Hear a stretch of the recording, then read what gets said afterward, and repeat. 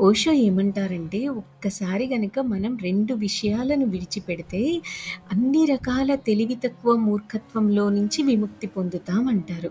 So, మనం వదిలిపెట్టాల్సిన 2 విషయాలు ఏమిటి? గతం గురించిన, భవిష్యత్తు గురించిన ఆలోచనలు. ఇక అప్పుడు ఆ రెండిటిని విడిచేస్తే, మనం మానసిక పరిశోధకుల దగ్గరికి, జ్యోతిష్కుల దగ్గరికి వెళ్ళాల్సిన అవసరం లేదు. ఎందుకు? ఎందుకంటే మనం గతం ముగిసిపోయిందని, దాంతో మనకెలాంటి సంబంధం లేదని తెలుసుకుంటాం. అలాగే భవిష్యత్తు ఇంకా జరగనిది, అది ఎప్పుడు ఎలా జరిగితే అలా జరగని మనం అలా చూద్దాం. దాని గురించి ఇప్పటికిప్పుడు చేసేదేమీ లేదు అన్న అండర్‌స్టాండింగ్ మనకుంటుంది కాబట్టి.